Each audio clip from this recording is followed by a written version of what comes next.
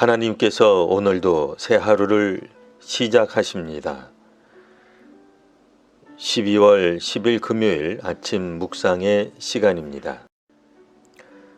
오늘 우리에게 주시는 하나님 말씀은 구약성경 사사기 20장 8절에서 14절까지 말씀입니다. 모든 백성이 일제히 일어나 이르되 우리가 한 사람도 자기 장막으로 돌아가지 말며 한 사람도 자기 집으로 들어가지 말고 우리가 이제 기브아 사람에게 이렇게 행하리니 곧 제비를 뽑아서 그들을 치되 우리가 이스라엘 모든 지파 중에서 100명에 10명, 1000명에 100명, 10,000명에 1000명을 뽑아 그 백성을 위하여 양식을 준비하고 그들에게 베냐민의 기브아에 가서 그 무리가 이스라엘 중에서 망령된 일을 행한 대로 징계하게 하리라 하니라. 이와 같이 이스라엘 모든 사람이 하나같이 합심하여 그 성읍을 치려고 모였더라. 이스라엘 지파들이 베냐민 온 지파에 사람들을 보내어 두루 다니며 이르기를 너희 중에 생긴 이 악행이 어찌 됨이냐.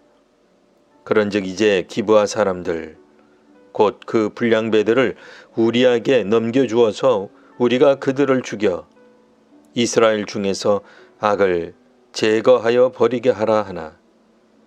베냐민 자손이 그들의 형제 이스라엘 자손의 말을 듣지 아니하고 도리어 성읍들로부터 기브아에 모이고 나아가서 이스라엘 자손과 싸우고자 하니라. 아멘. 한 레위인의 끔찍하고 자극적인 고발은 모든 이스라엘을 분노하게 만들었습니다. 이 악한 일이 어떻게 일어났느냐는 물음에 레위인은 그 비극적인 사건을 진술합니다. 하지만 레위인 자신에게 불리한 진술은 전혀 하지 않습니다. 기브아 주민 중 불량배들이 저지른 일이지만 마치 기브아 주민 모두가 가담한 것처럼 말합니다. 이러면 베냐민 지파에 속한 모든 사람이 악당이요 원수처럼 들리게 됩니다.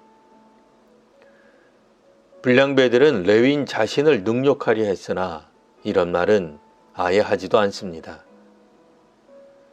죽은 여인을 불량배들에게 건넨 사람이 바로 자신임에도 이 말도 하지 않습니다. 다만 기브아 주민들이 음행과 망령된 일을 했기에 자신은 그녀를 조각내어 이스라엘 온 지경에 보낸 것이라 설명합니다. 이렇게 그 레위인은 자기 잘못은 적당히 얼버무리고 베냐민 지파의 기브아 주민들의 악행을 부각하여 고발합니다. 당시 관행에 따르면 집주인 노인이나 자기 종이 증인으로 나올 수도 있는데 레위인 혼자 증언을 하고 마칩니다.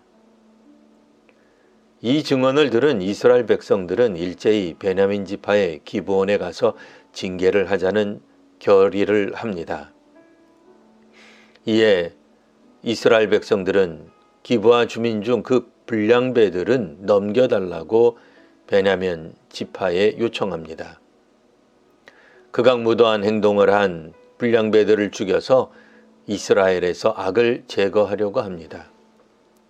그러나 베냐민 지파 사람들은 동족 이스라엘 사람들의 말을 듣지 않습니다.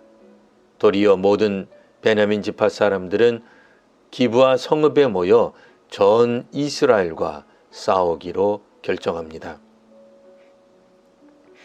비록 그 레위인이 기브아 주민 전체를 가해자로 지목했지만 이스라엘 사람들은 기브아 일부 사람들이 저지른 일로 바른 이해를 갖고 있습니다. 오늘 본문에서는 실제 일어난 사건에 약간의 거짓을 더해 문제를 더 크게 만들려는 사람이 있었습니다. 그렇지만 다행히도 곧바로 베냐민 지파와의 전쟁이 시작되지는 않습니다. 그러나 베냐민 지파 사람들이 범죄자를 인도하지 않으므로 문제는 파국으로 행하게 됩니다. 자기 지파 사람들을 보호하려는 마음은 존중받을 수 있습니다. 하지만 사회적 약자인 나그네에게 극악무도한 범죄를 저지른 사람을 단지 자기 사람이란 이유로 징계가 아니라 수호하겠다는 결정을 내립니다. 이들은 자기 사람 수호가 조국이나 민족보다 우선하였던 것입니다. 이처럼 사사기 마지막 부분에는 자기 잘못에 대해 반성하거나 고백하는 일이 없는 사람과 사회의 모습을 보여줍니다. 놀랍게도 그 사회에 살아가는 사람들은 출애굽을 경험한 이들의 후손들입니다. 이스라엘 백성들은 이 사건이 베냐민 지파 기브아 주민 전체의 악행이 아님을 알고 있었으나 이제는 이스라엘과 베냐민과의 전쟁이 되고 맙니다. 그 레위인은 기브아 불량배들 정도로는 분이 풀리지 않아 기브아 주민 전체에게 복수하고 싶었을 수 있습니다. 여하튼 이제 분노의 불길은 이스라엘과 베냐민 지파 모두에게 옮겨 붙게 되었습니다. 공의를 앞세우는 이스라엘 백성과 주민을 수호하려는 베냐민 지파 모두 상대를 향한 적개심만 남게 되었습니다.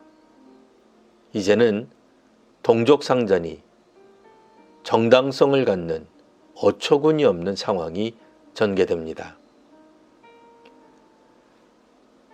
하나님을 경외하지 않는 사람이나 사회가 되면 국론이 분열되고 동족 간의 비극이 심화될 수 있습니다. 누군가에게 일어난 일, 분명히 억울하고 기가 막힐 일이지만 이를 공정하게 다루지 못하면 도리어 공적으로는 더 큰 비극을 낳게 될 수 있습니다.